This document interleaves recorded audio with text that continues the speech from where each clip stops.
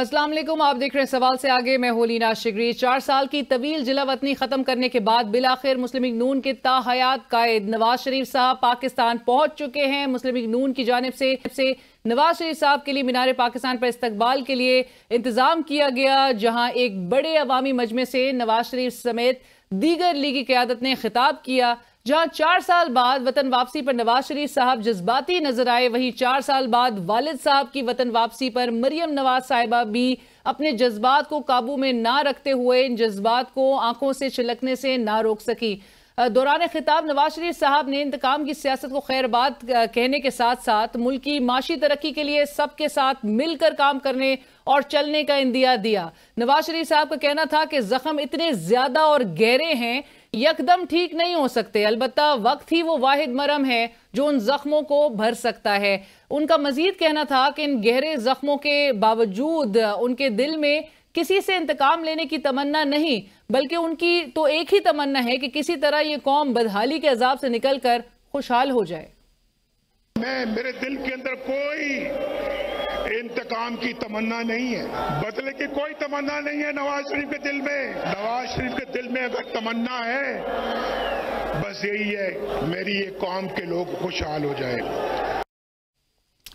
नवाज शरीफ साहब के इस खिताब से एक बात तो वाज़ेह हो गई कि नून लीग का मकबूल एहतसाब का जो बयानिया था वो अब इंतकाम जैसे लफ्ज के कफन में लपेट कर दफन किया जा चुका है। तो फिर सवाल ये पैदा होता है कि इंतखाबी मुहिम में नून लीग का बयानिया क्या होगा और क्या बयानिया लेकर वो अवाम के पास जाएगी। अगर बड़े मियाँ साहब चौथी बार मुल्क की बागडोर संभालने चाहते हैं तो इसके लिए उन्हें काफ़ी सख्त मेहनत दरकार होगी, क्योंकि छोटे मियाँ साहब की 16 माह की कारकर्दगी पर तो आने वाला इंतखाब जो है वो जीतना बज़ाहिर मुश्किल नजर आ रहा है। और शायद यही वजह है कि मियाँ नवाज शरीफ साहब ने अपने खिताब के दौरान दीगर जमातों की तरह फौरी इंतखाबात का मुतालबा भी नहीं किया। अगले इंतखाबात में नून लीग का बयानिया क्या होगा, ये $1 मिलियन क्वेश्चन। नवाज शरीफ साहब कहते हैं कि हमसे बयानिया पूछते हैं कि हमारा बयानिया क्या होगा। अगर हमारा बयानिया पूछना है तो ऑरेंज लाइन से पूछो, मेट्रो बस से पूछो, रोटी की कीमत और डॉलर के रेट से पूछो।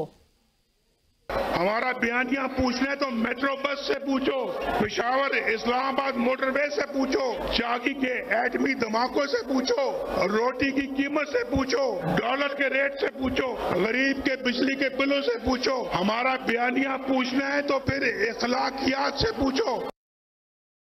नवाज शरीफ साहब ने अपने खिताब में अपने साथ होने वाली ज्यादतियों का जिक्र भी किया, लेकिन उनके साथ ये ज्यादतियां किसने की उनका जिक्र करना उन्होंने शायद गवारा नहीं समझा। नवाज शरीफ साहब का कहना था कि कौन है जो उन्हें बार बार अवाम से दूर कर देता है, कौन है जो हर चंद सालों बाद नवाज शरीफ को उसके प्यारों से, उसकी कौम से जुदा कर देता है, कौन है?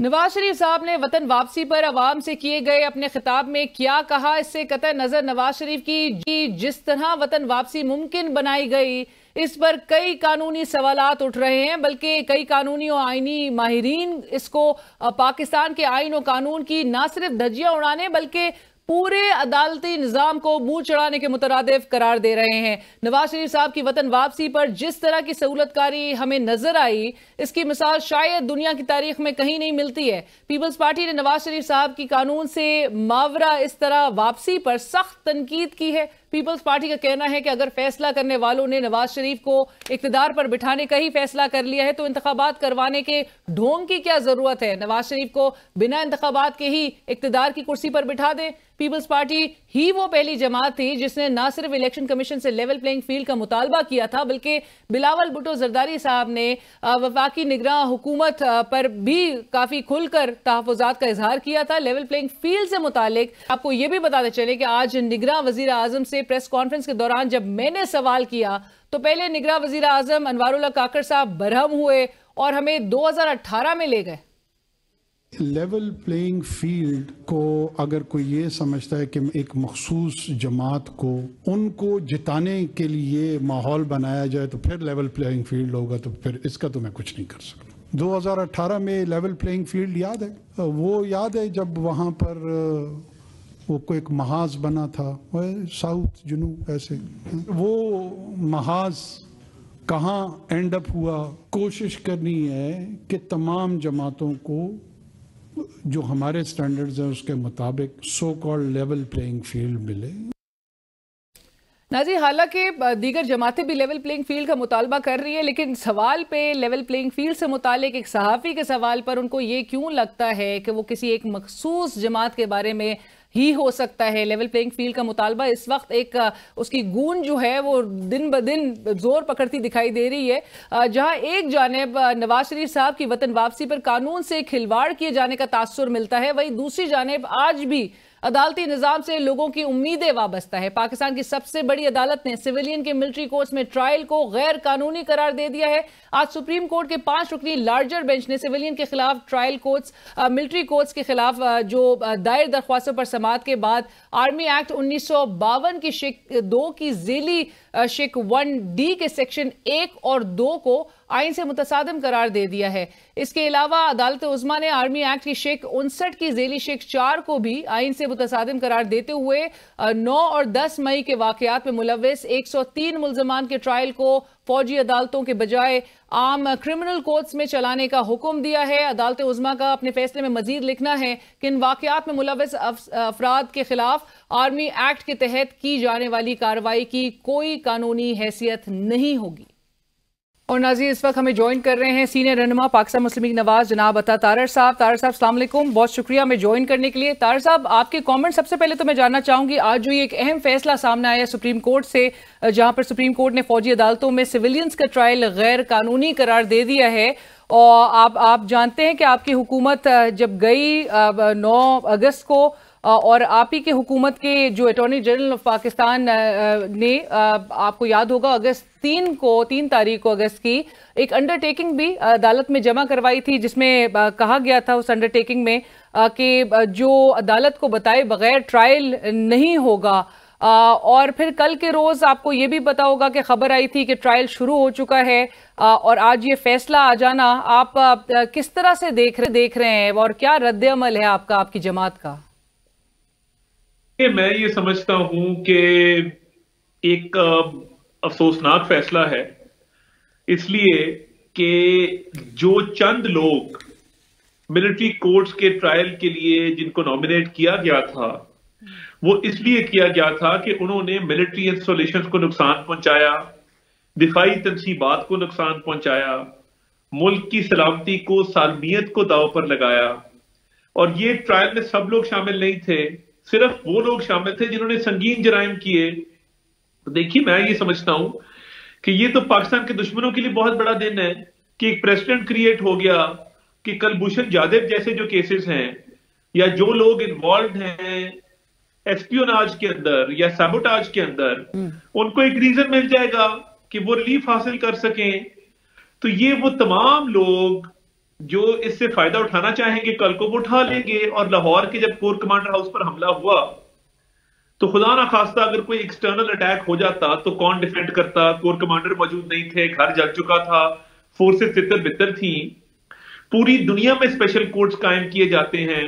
जो कैपिटल हिल पे अटैक हुआ उस पे आप कन्विक्शन रेट देख लें और स्पीड ऑफ ट्रायल देख लें कि वो उन्होंने कॉम्प्रोमाइज नहीं किया। और देखिए, जो फौजी अदालतें हैं उसमें राइट ऑफ अपील मौजूद है, 2 राइट्स ऑफ अपील मौजूद हैं। और मैं नहीं समझता कि कोई फेयर ट्रायल का राइट इंपीड हो जाना था या right to fair trial violate हो जाना था। मगर कल को अब बहुत बड़ा रीजन आ गया है बहुत सारे लोगों के पास कि वो मुल्क की सलामती को और मुल्क की वफात को नुकसान पहुंचाएंगे, और वो सख्त सजा से बचने के लिए सिविल कोर्टों में जाके तो वहां से रियायतें लेंगे और जो लीगल सिस्टम में लूप होल्स हैं उनका फायदा उठाएं। लेकिन तारर साहब, आपने जिस तरह से इस फैसले को अफसोसनाक करार दिया है, आप सपोर्ट फिर इस बात को करते हैं कि सिविलियंस के ट्रायल जो है वो मिलिट्री कोर्ट्स में हो सकते हैं। इस पे तो बड़ी परेशान कुन ये बात है। और जहां पर आपने कहा कि फेयर ट्रायल जो बुनियादी जो शिके हैं आइन की, वो आपको लगता है कि वो भी लागू होती हैं मिलिट्री कोर्ट्स में? और एटीसी में ये मामला चल रहा था, 5 माह के बाद जो है ये रिवर्स होके ये वापस से उन्हीं अदालतों की तरफ चला गया है। आप सिविलियंस को can you equate them with terrorist? Absolutely जी। जो जमात ये कहे कि हमने जीएचक्यू पे इसलिए हमला किया क्योंकि तालिबान ने भी किया था, I have good reason to say that. मतलब ये देखिए, मैं हर सिविलियन के ट्रायल को मिलिट्री कोर्ट में सपोर्ट नहीं कर रहा। मैं सिर्फ ये कह रहा हूं कि जिन लोगों ने घिनौने जराइम किए हैं, संगीन जराइम किए हैं, और जो तालिबान की तरह या दहशत गर्दों की तरह और शरपसंदों की तरह कानूनी सिस्टम में लूप होल्स का फायदा उठा के they want to go scot free, उनको ये रास्ता नहीं मिलना चाहिए। और ये बाकायदा तरीके इंसाफ के स्पोक्स पर्सन ने बात की कि जी पहली दफा जो जीएचक्यू पे हमला नहीं हुआ, तालिबान ने भी किया था। मैं टॉक शो पे था जहां पे ये बात हुई, मैं उन जगह पे मौजूद था जहां पे ये बातें करते रहे हैं, पब्लिक फोरम्स के ऊपर करते रहे हैं। और ये जो एक मजमूम साजिश थी, अगर खुदा ना खास्ता उस दिन कोई एक्सटर्नल अटैक होता तो फिर कौन जिम्मेदार होता?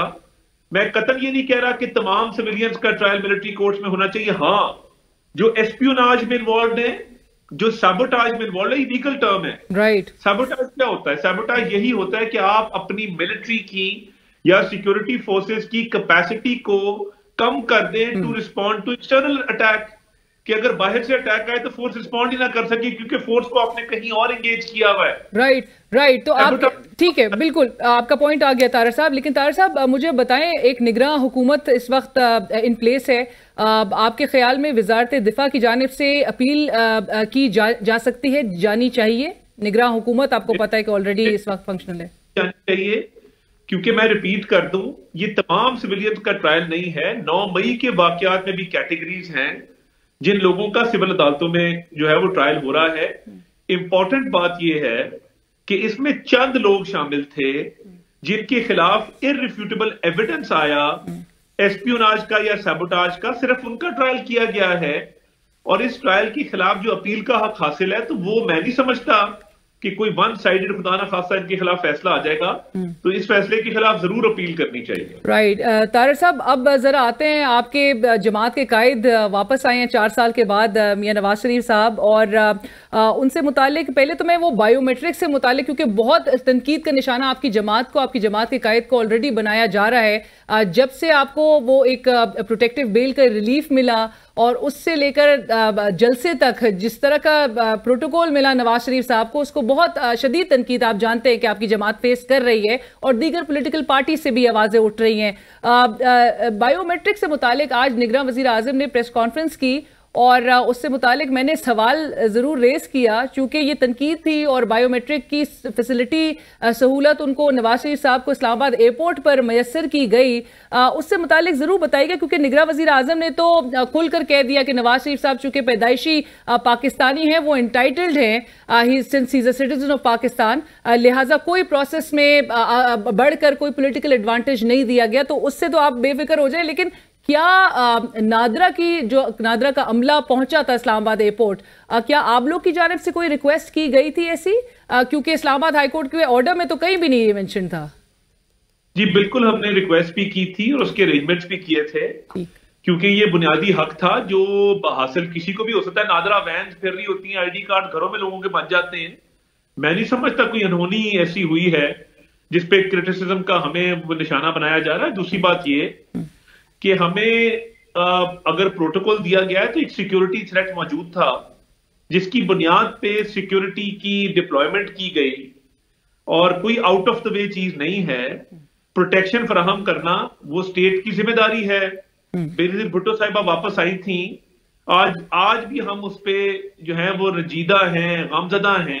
इतना बड़ा सानिया हो गया तो मैं समझता हूं कि बिल्कुल सिक्योरिटी दी जानी चाहिए थी। हमें कोर्ट ने कहा था अरेस्ट ना करें, वो सारी चीजें मौजूद थी। और माजी में बेटे से तनख्वाह ना लेने पर जो निकाला गया, उसके बाद शौकत अली सिद्दीकी की स्टेटमेंट, उसके बाद अरशद मलिक वाला सारा मामला, तो मैं तो समझता हूं कि worst form of political victimisation face किया वजीर आज़म नवाज शरीफ साहब ने। सिर्फ प्रोजेक्ट इमरान खान को लॉन्च करने के लिए उनको कोलैटरल डैमेज बनाया गया। राइट, बट तारर साहब, बज़ाहिर तो अब इस वक्त लग रहा है द टेबल्स हैव टर्न्ड, और जो लोग एक इम्प्रेशन को इस तरह से इंटरप्रेट कर रहे हैं कि जो स्विफ्ट रिलीफ मिलने का सिलसिला है उसमें लाडला, विद ऑल ड्यू रिस्पेक्ट, आपकी जमात के कायद नजर आ रहे हैं। How would you respond to this allegation and this impression that prevails right now? क्योंकि कल के रोज जो है वो आपकी जमात के कायद को 24 अक्टूबर तक की जो हिफाजती जमानत उनकी मंजूर की गई थी, कल उनको पेश होना है कोर्ट में? देखिए, एक शख्स को इतना दीवार के साथ लगाया गया, नाहक केसेस बनाए गए और बकायदा विक्टिमाइज किया गया। वो बीवी को बिस्तरे मर्ग पे छोड़ के आए, उनको बात नहीं कराई गई when she was in her last dying moments. तो मुझे बताएं ना, कौन जिम्मेदार है? वो सारी नाइंसाफियां जो हुई वो कभी तो अंडू होनी थी। ये तो नहीं हो सकता कि इनजस्टिस हुआ है और वो जारी रहे। वो कभी ना कभी उसका अजाला होना था और वो लीगल एप्लीकेशंस के थ्रू होता है, कोर्ट्स के थ्रू होता है, राइट ऑफ अपील के जरिए होता है। जब पूरी दुनिया के सामने सबूत आ जाएं कि ये मामला जो है ये मैनिपुलेट हुए हैं, ये गलत हुए हैं, तो फिर ऑब्वियसली इसको रेक्टिफाई करने का तरीका थ्रू अपील हुआ करता है। पूरी दुनिया में ये निजाम राइज है। और कल नवाज शरीफ साहब सरेंडर कर रहे हैं? बिल्कुल कोर्ट जाएंगे जी, कोर्ट जाएंगे और बाकायदा हमारी जो दोनों अपील्स हैं, अल अजीजिया की भी और एवनफील्ड की भी, वो रिजर्व करने की एप्लीकेशन दे दी गई है। वो भी कल फिक्स कर दिया गया है फॉर हियरिंग। और दोनों अपील को जब छोड़ के गए थे तो उसमें ये बात दर्ज थी ऑर्डर्स में कि जब वापस आएंगे तो ये दोबारा टेकअप हो सकती है। तो हम वो राइट अवेल कर रहे हैं। राइट। और ये आपको लगता है कि ये जो अपील्स हैं इन दोनों केसेस में ये रिस्टोर हो सकती हैं? उम्मीद क्या है? और अदालत जो है ये सरेंडर करने को एड्रेस करेगी? देखिए, क्योंकि दोनों अपील्स के ऑर्डर्स में लिखा था कि as and when he appears, तो ये दोबारा से टेकअप हो सकती हैं और उनको राइट ऑफ अपील दिया गया था उस बदतरीन दौर में भी। तो वही राइट है जो वो कल अवेल करने जा रहे हैं। राइट। अब एक सवाल ये भी, और चूंकि लोग तनकीद कर रहे हैं इस बात पे तारर साहब कि 4 हफ्ते की बेल थी और चूंकि का अरसा लगा मियां नवाज शरीफ साहब लंदन में मुकीम रहे, आप नहीं समझते ये बेल का मिसयूज भी है? देखिए, अगर बेल का मिसयूज था तो ना उसको चैलेंज किया गया, ना उसके खिलाफ कोई अपील दायर की गई, ना कोई एप्लीकेशन दी गई। उस वक्त की हुकूमत ने, उस वक्त के लोगों ने कोई स्टेप्स लीगली नहीं लिए। तो हमने तो बेल जंप नहीं की। हमें तो लाहौर हाई कोर्ट के एक ऑर्डर के जरिए कहा गया था कि जब आपका इलाज मुकम्मल हो आप वापस आ जाएं। और इस्लामाबाद हाई कोर्ट के ऑर्डर के तहत पंजाब गवर्नमेंट ने एक रिलीफ दिया था। तो वो दोनों चीजें अपनी जगह मौजूद हैं।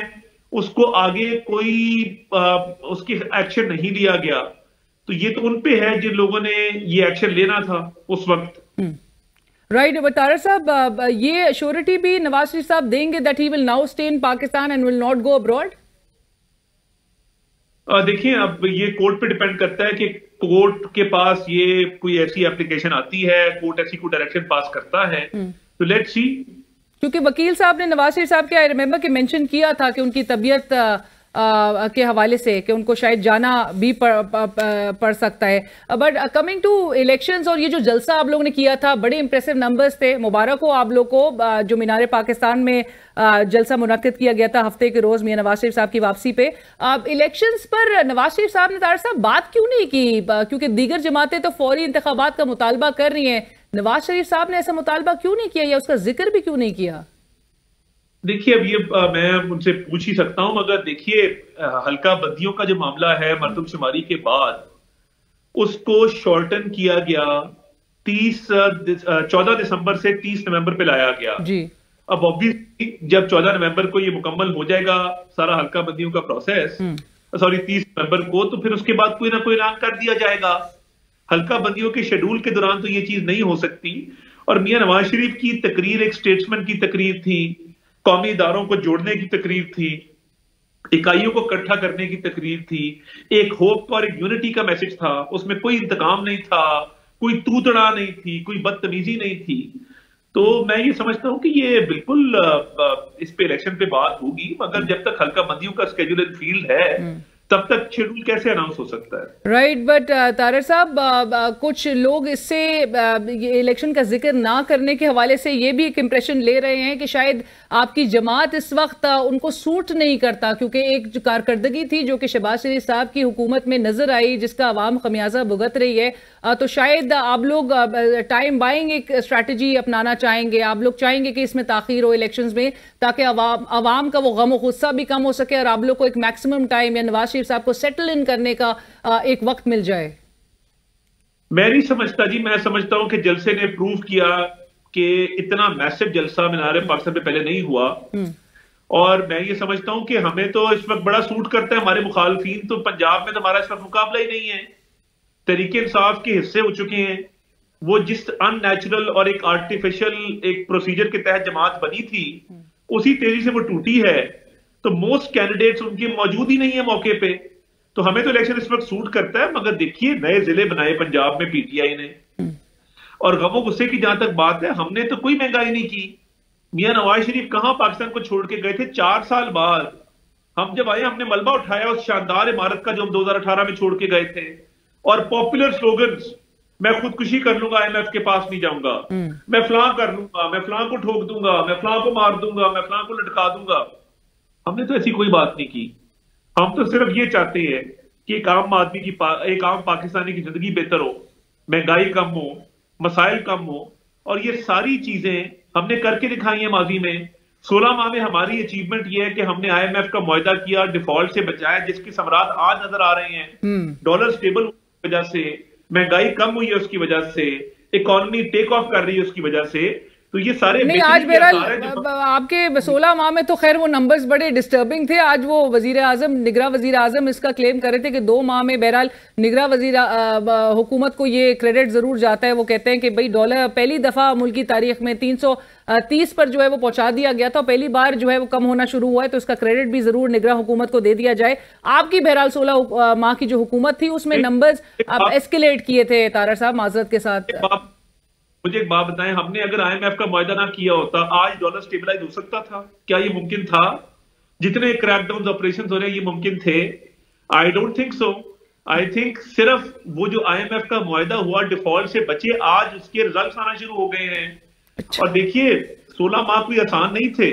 एक ऐसा शख्स जो सिर्फ काली ऐनके पहन के दोपहर को 2 बजे तर्जुमानों का इजलास करता था, जिसको इकोनॉमी की अलग बे पता नहीं थी, जो महंगाई 4% से 20% पे ले गया, जिसने मईशत को तबाही के धाने पे खड़ा कर दिया पॉपुलर स्लोगन्स के पीछे। सर आज आपका हकीकत ये है अवाम के सामने, आज आपका वाहिद जो वो है कंपेरेटर या ओपोनेंट कहा जाए, your biggest opponent is in jail right now, तो आपको उसकी तो कोई टेंशन नहीं है। और दीगर जमातें कह रही हैं कि आप लोग के लिए एक पूरा एक प्रीसेट स्टेज है। लेकिन जहां पर आप कह रहे हैं कि जलसा भी बड़ा कामयाब रहा, बड़े अच्छे नंबर्स नजर आए, आपको लगता है कि एक जलसे से टोन सेट हो गई है? क्योंकि आप जब कैंपेनिंग मोड में जाएंगे, ऑलरेडी 21 अक्टूबर का तो ऐलान किया जा चुका था, काफी पहले से लोगों को गैदर किया जा रहा था, लेकिन जब कैंपेनिंग मोड में आप स्टेप इन करते हैं तो फिर आपको बैक टू बैक जलसे करने पड़ेंगे। आपको लगता है उसके लिए अवाम की प्रेजेंस इंश्योर की जा सकती है?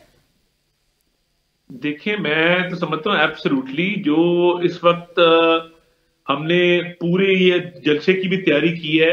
हम जिलों के अंदर गए हैं, गली मोहल्लों के अंदर गए हैं, तहसीलों के अंदर गए हैं, और हमारा तो वोटर चार्ज हो गया हुआ है। जो हमारे लोग घर बैठे थे वो भी निकल आए हैं, तो हमारे लिए तो बड़ा आइडियल माहौल है। मगर हम माहौल खराब नहीं करना चाहते, और हम चाहते हैं कि चीजों को उनके टाइम के मुताबिक किया जाए।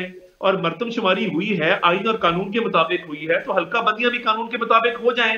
30 नवंबर को वो खत्म हो जाएगा स्केड्यूल उनका, तो उसके बाद इलेक्शन हो जाए, कोई हर्ज नहीं है इसमें कि जनवरी के एंड में अगर इलेक्शन हो जाते हैं। राइट। और आखिर में ये बता दीजिएगा तारर साहब, आपने भी जिक्र किया नवाज शरीफ साहब अब चूंकि इंतकाम और बदले की बात नहीं कर रहे, वो कह रहे हैं वो दिल में ये तमन्ना भी नहीं रखते और मुल्क को आगे बढ़ाने की बात कर रहे हैं। बड़ा वेलकम भी इस बात को किया गया दीगर जमातों की जानिब से, और वो कहते हैं कि जो ये एक बुनियादी मर्ज है इसको जिसकी वजह से मुल्क बार बार हादसे का शिकार होता है, उसको दूर करना होगा।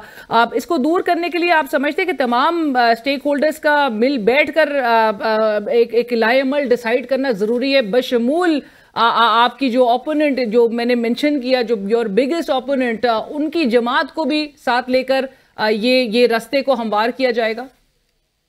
जब हम कहते थे मिसाके मईशत कर लो, जब हम कहते थे कश्मीर पे बात कर लो, जब हम कहते थे मिल के बैठ जाते हैं, ये हमें चोर डाकू कहते थे। और उसके बाद इन्होंने जो कौम के साथ खिलवाड़ किया, जो साइफर की कहानी घड़ी, असेंबलियां जिस तरह तोड़ी, जिस तरह 9 मई के हमले किए, इनके साथ कौन बैठना चाहेगा? बस फिर नवाज शरीफ साहब तो रिकंसिलिएशन की बात कर रहे हैं, वो तो उन्होंने बड़ा एक मेरे ख्याल से उनकी स्पीच जो है वो बड़ी सराही गई इस बात पर ही कि वो इंतशार की, इमरान खान साहब की तरह इंतशार की सियासत पे यकीन नहीं रखते और वो इस किस्म की बात भी नहीं कर रहे, वो जिक्र भी करना नहीं पसंद कर रहे, लेकिन साथ साथ इस प्रोसेस को आगे बढ़ाने के लिए जहां पर वो रास्ता रोक रहे हैं जिससे जमहूरियत को नुकसान पहुंचता है, उसके लिए तो तमाम स्टेक होल्डर्स को, पॉलिटिकल एंटिटीज को साथ होना होगा। देखिए बिल्कुल होना होगा, मगर माइनस इमरान खान होना होगा जिस शख्स ने साइफर की कहानी घड़ के एक मुकम्मल तौर पे पाकिस्तान के इंटरनेशनल रिलेशंस को डैमेज करने की कोशिश की अपनी सियासत की खातिर, दिफाई इदारों पे हमले कर दिए। अगर उसको बिठा लें तो इस बात की क्या गारंटी है कि कल को कोर कमांडर हाउस या जीएचक्यू को वो आग नहीं लगा देगा? इस बात की क्या गारंटी है कि कोई झूठी कहानी घड़ के वो कौमी सलामती को बेच नहीं देगा, दाव पे नहीं लगा देगा? तो ऐसे शख्स से कौन बात करेगा और क्यों करेगा? यानी माइनस इमरान खान प्रोसेस को आगे बढ़ाने के लिए नवाज शरीफ साहब तमाम से बात करने के लिए तैयार हैं। अपनी सोच समझ के मुताबिक दे रहा, नवाज शरीफ साहब के बिहाफ पे नहीं दे रहा। वो ऑब्वियसली वो कोई इस बारे में बात करेंगे तो पता लगेगा, बट मेरी थिंकिंग ये है जो मैंने आपके सामने रखी है कि ये माइनस इमरान खान होना चाहिए और ये उस पर कोई ट्रस्ट नहीं किया जा सकता। जो शख्स अपने दिफाई इदारों पर हमला करता है तो उसको कैसे इस पार्ट का प्रोसेस बनाया जा सकता है? राइट। और इलेक्शन आप जनवरी के तीसरे हफ्ते में ही होता देख रहे हैं या राना सनाउल्लाह साहब को फरवरी में नजर आ रहे थे इलेक्शंस होते? मेरा ख्याल है जी and January early February election मुमकिन है और होने चाहिए इंशाल्लाह। Right, thank you so much, बहुत शुक्रिया तारर साहब। इस वक्त हमसे बात करते नुमा पाकिस्तान मुस्लिम लीग नवाज, जिन्होंने कहा कि आज का ये जो फैसला है सुप्रीम कोर्ट ऑफ पाकिस्तान का regarding trial of civilians in military courts, उन्होंने कहा अफसोसनाक फैसला है और उनके मुताबिक इसको ज़रूर वो कहते हैं कि जो वजारत दिफा है वो और मौजूदा हुकूमत की जानिब से, निगरान हुकूमत की जानिब से वो कहते हैं कि अपील की जानी चाहिए। इसी के साथ ही बढ़ेंगे एक ब्रेक की तरफ, लेकिन तारर साहब ने जो ये बातें की हैं उससे मुतालिक हम ज़रूर कमेंट चाहेंगे पाकिस्तान पीपल्स पार्टी का, चूँकि वो भी ये एलिगेशन आयद कर रहे हैं कि इस वक्त पाकिस्तान मुस्लिम लीग नवाज के लिए एक बड़ा ही एक साजगार माहौल और एक लाइक आई मेंशन प्रीसेट जो स्टेज है वो एक सेट किया गया है। बड़े फेवरेबल उनके लिए कंडीशंस, प्लेइंग कंडीशंस नजर आ रहे हैं, रिलीफ मिलने का सिलसिला थम नहीं रहा। इस पर एक कमेंट लेंगे पाकिस्तान पीपल्स पार्टी से आफ्टर ब्रेक। पाकिस्तान पीपल्स पार्टी जो कि ऑलरेडी तनकीद कर रही है साबिक वजीर आजम नवाज शरीफ साहब की 4 साल बाद मुल्क में वापसी और जिस तरह से उनको फैसिलिटेट किया गया, जो प्रोटोकॉल उनको मिला है, उस हवाले से पाकिस्तान पीपल्स पार्टी की रिजर्वेशंस ऑलरेडी सामने आना शुरू हो चुकी है। क्या राय रखते हैं वो और क्या लेवल प्लेइंग फील्ड का जो मुतालबा और जो तहफ़्फ़ुज़ात रखती आई हैं, किस तरह से वो एक्सपेक्ट करते हैं कि उन्हें दूर किया जाएगा? आज जबकि निगरां वज़ीर आज़म जनाब अनवारुल्लाह काकड़ साहब ने भी ये कह दिया है कि लेवल प्लेइंग फील्ड से मुतालिक और उनका काम चूंकि प्रोसेस में असिस्ट करना है, क्या समझ रही है पीपल्स पार्टी, इस हवाले से बात करेंगे। और नाज़रीन, इस वक्त हमारे साथ हमें ज्वाइन कर रहे हैं फैसल करीम कुंडी साहब, सीनियर रहनुमा पाकिस्तान पीपल्स पार्टी, मरकजी सेक्रेटरी इत्तलात हैं पाकिस्तान पीपल्स पार्टी के। कुंडी साहब अस्सलाम वालेकुम, बहुत शुक्रिया। अब सबसे पहला सवाल तो मेरा इससे मुताल्लिक ही होगा। आपको पता है ओवर द वीकेंड साबिक वजीर आजम नवाज शरीफ साहब मुल्क वापस आ गए हैं 4 साल के बाद। आपकी जमात का भी एक पॉइंट ऑफ व्यू सामने नजर आ रहा है कि ओवर द बोर्ड जाके जिस तरह से उनको फैसिलिटेट किया गया, बड़े डाउट्स क्रिएट होते हैं। लेकिन आज की एक बड़ी अहम प्रेस कॉन्फ्रेंस जो कि निगरां वजीर आजम जनाब अनवारुल्लाह काकड़ साहब की जानिब से की गई और उसी प्रेस कॉन्फ्रेंस में उन्होंने बायोमेट्रिक्स से मुतालिक मैंने सवाल रेज किया था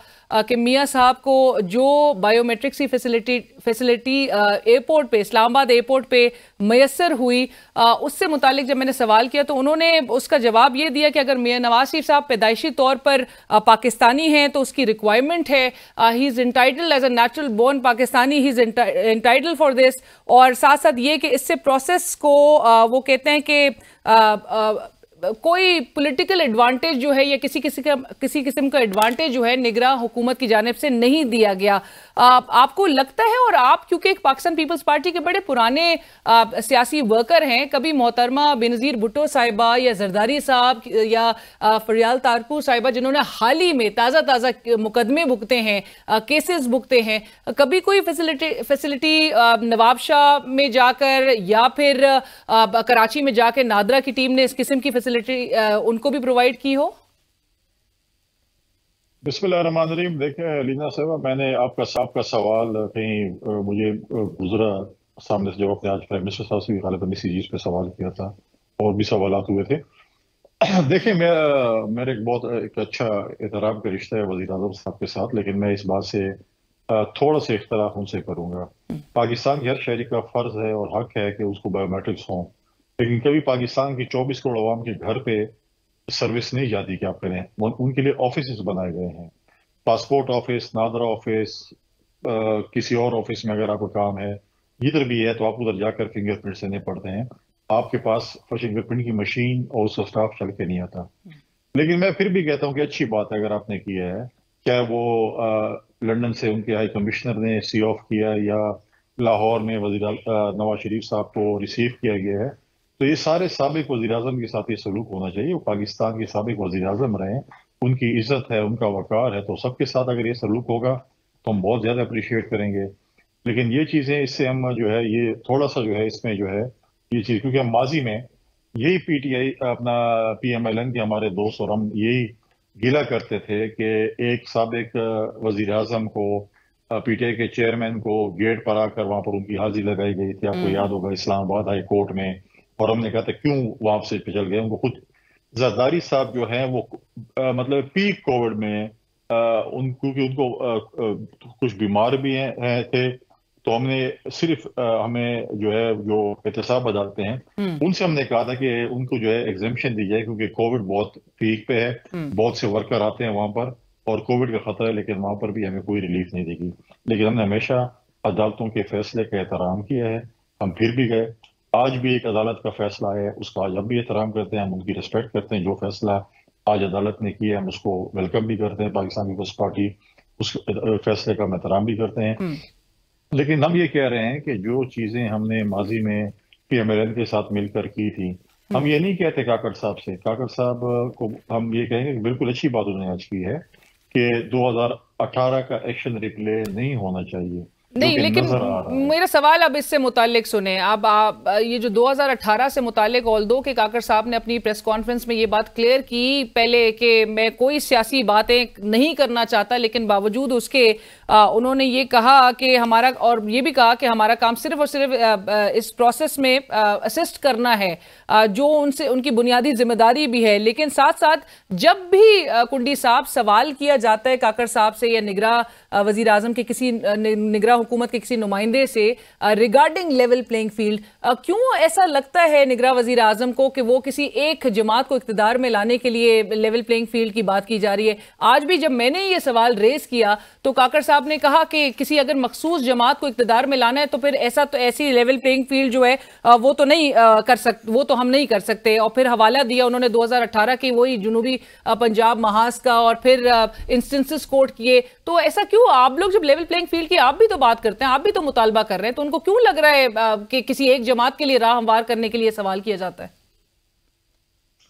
देखें, हमने हमेशा जो 2018 में जो एक शख्स को इंस्टॉल किया गया, सेलेक्ट करके लाए गए, उन सब चीजों को हमने जो है उस पे हमने हमेशा मुजम्मत की। पीएमएलएन ने भी हमारे साथ 5 साल यही जो हमने जो बयानिया एक बयान था, वोट को इज्जत दो वाला, पीएमएलएन की तरफ से आया था, मुजम्मत कर रहे थे। अगर वही चीज हम खुद अडॉप्ट करना शुरू कर दें तो अब क्या मैसेजिंग कर रहे हैं? जब आपके इंटरव्यू में गालिबन आपने इंटरव्यू किया था ख्वाजा साहब को, उन्होंने कहा आपने तो मैच फिक्स कर लिया, उनको नहीं पता था। तो अगर आप मैच फिक्सिंग की बात करते हैं, फिर आप जब आ जाते हैं, आप इंस्टॉल हो जाते हैं, आप सेलेक्ट हो जाते हैं, फिर अगर आपको साल डेढ़ बाद उठा के बाहर फेंक दिया जाए, फिर आप रोना धोना ना करें। फिर आप ऐसे ना हो कि कल अगर आपको इंस्टॉल कर दिया, आपको सेलेक्ट कर दिया जाते हैं और 1.5 साल बाद, क्योंकि यहाँ पर तो एक म्यूजिकल चेयर खेली जा रही है मुहिब वतन और गदार वतन की, कोई कभी गदार वतन मैं हूँ, कभी आप बन जाती हैं, कभी जो है कोई और बन जाते हैं और कभी मुहिब वतन बन जाते हैं। फिर ऐसा ना हो कि फिर आप फिर दोबारा कहें कि आए 2018 का बयान फिर शुरू करें और हमारे साथ फलां बंदे ने ज्यादती की है, हम इक़्तिदार में आएंगे, फिर इनका गिरबान पकड़ेंगे और जब हमें इक़्तिदार में लाया जाएगा फिर हम उनको गिरबान छोड़ देंगे। अब मुझे बताएं ना कि मियां साहब ने इतनी बड़ी स्पीच की, क्या उन्होंने इलेक्शन का जिक्र किया? अगर उनको ये पता होता कि उनके लोग स्टेट स्पॉन्सर्ड नहीं है और अवाम उन्हीं के उस पर आई है, तो उसी वक्त इलेक्शन का मुतालबा करते कि मुझे इलेक्शन शेड्यूल दें, मुझे इलेक्शन दें, ताकि मैं लोग मेरे पास आए और मैं पंजाब क्लीन स्वीप कर रहा हूं। लिहाजा उन्होंने देखें, ग्राउंड भरना बड़ा आसान बात है, उसको वोट में कन्वर्ट करना बहुत मुश्किल बात है। राइट कुंडी साहब, लेकिन मोहतरमा शहीद जब आई थी, जी जी, उन्होंने एक डिक्टेटर को ललकार के पाकिस्तान आई थी, या तो रेड कारपेट पे जाए जा रहे थे, ताजपोशी हो रही थी, तो इस पे आप न कहें कि ऐसी चीज हो रही है। यहाँ पर आप पीपल्स पार्टी की जद्दोजहद वाली ऑल्दो कुंडी साहब, आपने कहा रेड कार्पेट बिछाई जा रही है और किसी एक अंडरस्टैंडिंग का जो इंप्रेशन है कि ऑलरेडी एक कोई प्री अंडरस्टैंडिंग के तहत जो है मियां साहब वापस आए हैं, एक प्री सेट उनको एक ग्राउंड मिला है, लेकिन आज निगरान वजीर आजम ने ये तासुर को जो है वो बिल्कुल ही वो कर दिया, ये दूर करने की कोशिश की कि ऐसे कोई निगरान हुकूमत की जानिब से किसी तरह से उनको फैसिलिटेट किया जा रहा हो, ऐसा कोई पॉलिटिकल एडवांटेज दिया जा रहा हो। और ये भी कुंडी साहब के बाय एंड लार्ज अगर तमाम स्टैंडर्ड्स वो कहते हैं इन प्लेस हों तो फिर वो कहते हैं we as a government would be very happy, लेकिन जो ये बात उन्होंने की है 2018 और जो हम पहले भी बात कर रहे थे, आपको लगता है कि ये निगरान हुकूमत का मैंडेट है and should he give such statement? देखें, उन्होंने इलेक्शंस में लोगों को इंस्टॉल होते भी देखा है, सेलेक्ट होते भी देखा है, जनूबी पंजाब महाज की बात भी की जब वो बनाया गया सराइकी या जनूबी सूबे के लिए, और उसके बाद वो इलेक्शन के बाद खामोश हो गए, उन्होंने जनूबी पंजाब सूबे की बात ही नहीं की। तो बहुत सी चीजों से ये गुजर के आए हैं और उनको पता है कि किस तरह इलेक्शन मैनेज होता है। तो मैं ये उम्मीद उनसे हम ये करते हैं कि ये जो है as a prime minister, as उनकी जो उनकी टीम है वो पाकिस्तान में, देखें तारीख लिखी जाती है, तारीख में नाम लिखे जाते हैं, ये मौके लोगों को बहुत कम मिलते हैं। अगर आप एक फ्री एंड फेयर इस मुल्क में इलेक्शन करा देंगे, इलेक्शन कमीशन के थ्रू, इलेक्शन कमीशन को आप फोर्स करें कि इलेक्शन जो है वो फ्री एंड फेयर हो, तो मैं समझता हूं कि तारीख में एक अच्छे उस पे नाम। लेकिन कुंडी साहब, आपकी जमात तो ऑलरेडी रिजर्वेशंस रखती है ना, तहफुजात तो रख रही है कि लेवल प्लेइंग फील्ड तो इस वक्त नहीं है, और निगरान हुकूमत जो है वो 22 इस वक्त रोल है उसका। पंजाब की इंतजामिया पे भी हैं हमारे तहफुजात, इस वक्त भी थे जब लोगों को पंजाब की इंतजामिया की तरफ से बसें भर के लाया भी जा रहा था, बाकी चीजें भी हैं। आप इंतजामिया के जरिए तो लोग ले आए हैं, बात यह है कि वोट कैसे डलवाएंगे उन लोगों से। इंतजामिया तो आपके लिए वोट नहीं डालेगी। बात यह है कि इस वक्त यूथ है पाकिस्तान की जो कि इस वक्त अपने बक्सों की हिफाजत करना जानती है। इस दफा अगर सिलेक्शन हुई तो यूथ पाकिस्तान की जो है वो कभी भी इसको एक्सेप्ट नहीं करेगी। उसके बाद की जो सूरत हाल है फिर वो उन्हीं पे होगा जो इलेक्शन को जो है वो रिग करेंगे या इलेक्शन जो है वो किसी के। लेकिन हम कहते हैं कि फ्री एंड फेयर इलेक्शन हो। फ्री एंड फेयर में अगर लोग वोट करते हैं PMLN को, PTI को, पीपल्स पार्टी को, जिस जमात को भी करते हैं, करने देना आप। क्यों नहीं आप लोगों के जो मैंडेट है और लोग अगर चाहते हैं कि ये जमात हुकूमत करे और आप नहीं हमें ये जमात नहीं पसंद। आई एग्री, बट अगर उससे पहले ही इलेक्शन से कबल ही, अभी तो तारीख का ऐलान नहीं हुआ, आज निगरान वजीर आजम कह रहे थे गेमा गेमी इलेक्शन की शुरू हो गई है, वो बड़ा पॉजिटिव साउंड कर रहे थे। गेमा गेमी आपको लगता है आप लोग भी उसी तरह से पार्टिसिपेट कर पा रहे हैं या उस मोड में आप लोग भी आ चुके हैं? क्योंकि उनको गेमा गेमी मुल्क में नजर आ रही है इलेक्शन की और वो कह रहे हैं तारीख का ऐलान बहुत जल्द हो जाएगा। साहब अभी तक तो इलेक्शन का चांद नजर नहीं आया। हम खैबर पख्तूनख्वा वाले तो चांद पहले ही देख लेते हैं, हमने तो अभी तक चांद नहीं देखा। उसके बाद जो है वो शायद रूरत हिलाल कमेटी बाद में देखे, लेकिन हमने तो अभी तक चांद नहीं देखा। अच्छी बात है, हम तो कहते हैं, हम यही हमारा स्टांस है कि फ्री एंड फेयर इलेक्शन हो, इलेक्शन का शेड्यूल हो, इलेक्शन जो है अनाउंस हो, ताकि कोई एक्टिविटी शुरू हो जाए। जब इलेक्शन शेड्यूल आएगा तो उसके बाद पॉलिटिकल पार्टीज अपनी एक्टिविटीज, अपना मंशूर, सारा कुछ अपना जो है वो मोबिलाइज करेंगे। और इसी केयरटेकर सेटअप के तहत इलेक्शन जब की तरफ जाया जाएगा और जो रिजल्ट्स भी आएंगे, लेट्स से इलेक्शंस अगर हो जाते हैं अपने वक्त पर, तो उसका नतीजा भी कबूल करेगी पाकिस्तान पीपल्स पार्टी बजाय। अगर फ्री एंड फेयर इलेक्शंस होंगे, अवाम जिसको मैंडेट देगी, पाकिस्तान पीपल्स पार्टी पाकिस्तान की अवाम के जेन्युइन मैंडेट का एहतराम करेगी। राइट कुंडी साहब, आज वजीर आजम ये भी मशवरा दे रहे थे कि तमाम जो हर सियासी जमात है उसको अपने अपने उसको फोकस जो है वो अपने अपने बयानिए पे करना चाहिए। तो आप लोग का बयानिया तैयार है? हम बिल्कुल तैयार हैं। सिर्फ प्राइम मिनिस्टर साहब को चाहिए कि वो इलेक्शन कमीशन की कहें कि वो फोकस करें इलेक्शन की डेट पे और इलेक्शन के मशहूर पे। हमारा सब कुछ तैयार। हम तो कहते हैं कल भी अगर आप हमारे साथ इलेक्शन का ऐलान करें, हम इस वक्त भी तैयार हैं। और पाकिस्तान पीपल्स पार्टी गालिबन वाहिद एक जमात है और शायद एक दो जमातें हैं जो इस वक्त इस मुल्क में इलेक्शन मांग रही हैं। हम अवाम में जाने को तैयार हैं। हम अपना जो है हम अपना मंशूर अवाम में ले जाने को तैयार हैं। ये वो लोग इलेक्शन से भाग रहे जिनको पता है कि उनको अवाम ने वोट नहीं देना, तो टाइम बाय करना चाहते हैं कि शायद लोग हमारी तरफ और वो से आपका रेफरेंस जो है वो नेचुरली पाकिस्तान मुस्लिम लीग नवाज की तरफ है कि वो जो भी आपसे जो इलेक्शन आज नहीं मांग रहा तो वो डर रहा है इलेक्शन से। हम तो कह रहे हैं इलेक्शन कल होने चाहिए, हो कल इलेक्शन में अनाउंस करें। हमने तो कभी ये नहीं कहा कि इलेक्शन ना हो, आइन के मुताबिक हो। लोगों की इस अदलिया से भी बहुत तवक्कुआत हैं। फाइजी साहब ने भी बहुत उतार चढ़ाव अपनी जिंदगी में देखा। इस अदलिया से लोगों की तवक्कुआत है कि ये जो अदलिया है वो अदल और इंसाफ करेगी इस मुल्क में। जब अदल और इंसाफ होगा तो सब कुछ होगा। राइट। कुंडी साहब, एक और सवाल मैं आपसे करना चाहती थी। गुज़िश्ता रोज मियां नवाज शरीफ साहब से ANP के रहनुमा गुलाम अहमद बिलोर साहब ने मुलाकात की और उनका जो बयान था वो बड़ा परेशान कुन है। उस पर मैं चाहूंगी आप रिस्पॉन्ड करें, क्योंकि ये तमाम तो इत्तेहादी थे, अभी तक आप लोग सभी इत्तेहादी थे कुछ अरसे पहले तक। और गुलाम अहमद बिलोर साहब अब वो ये कह रहे हैं कि ना सिर्फ वो एक इत्तेहाद का उनकी तरफ से एक ऐलान किया जा रहा है कि नवाज शरीफ साहब की जमात के साथ जो है वो एक अलायंस बनाने की तरफ आएंगे, लेकिन उसके साथ साथ ही वो ये भी कह रहे हैं कि इदारों ने अगर साथ दिया तो नवाज शरीफ साहब ही मुल्क को तरक्की की राह पर गामजन जो है वो करेंगे। आपको लगता है इस किस्म का बयान किसी भी सियासी लीडर को देना चाहिए? और इतना खुल्लम खुल्ला के इदारों को आप इनवाइट कर रहे हैं कि आके वो पॉलिटिकल रोल प्ले करें किसी एक को इक़्तिदार में लाने के लिए? मैंने गुलाम बिलोर साहब का बयान नहीं दिया और मैं ये तवक्को भी गुलाम बिलोर साहब से नहीं कर सकता कि वो ऐसी बयान देंगे। लेकिन उनके पार्टी के जो हेड हैं वो जो सूबाई सदर हैं वो अहमद वली साहब हैं और फिर मरकज में जो है अमीर हैदर होदी साहब हैं। अगर उनकी पार्टी की तरफ से कोई स्टेटमेंट है, क्योंकि अगर आपको याद होगा कि PDM में दो जमातों ने PDM छोड़ा था, एक पीपल्स पार्टी ने और एक अवामी नेशनल पार्टी ने। तो उसके बाद अब तो देखें तमाम पॉलिटिकल पार्टी आज़ाद हैं जिनके साथ भी इत्तेहाद, अगर ANP इत्तेहाद करना चाहती है उनकी लीडरशिप PMLN के साथ, तो हम तो उनको नहीं रोक सकते कि आप इत्तेहाद न करें, उनका अपना है। लेकिन अगर आप बोलें कि हमें भी सिलेक्शन के उसमें क्राइटेरिया में लाया जाए तो मैं समझता हूँ कि जमहूरी शख्स है जिन्होंने इतनी जदोजहद की, जिसकी खानदान ने इतनी कुर्बानी दी इस मुल्क के लिए, जमहूरियत के लिए। आप खुद देखेंगे जो कुर्बानियां उनके खानदान ने दी हैं, तो उनसे मैं ये स्टेटमेंट एक्सपेक्ट नहीं करूंगा उसमें। नून लीग को अगले वजीर आजम नवाज शरीफ साहब ही नजर आ रहे हैं। आप दुआ करें, इंशाल्लाह हम सरप्राइज देंगे और हम मुस्लिम लीग नवाज को दावत देंगे कि वो हमारी हुकूमत का हिस्सा बने। Right, thank you so much, बहुत शुक्रिया फैसल करीम कुंडी साहब। सीनियर रहनुमा पाकिस्तान पीपल्स पार्टी जनाब फैसल करीम कुंडी साहब इस वक्त हमारे साथ प्रोग्राम में शरीक थे। और इसी के साथ ही बढ़ेंगे एक ब्रेक की तरफ।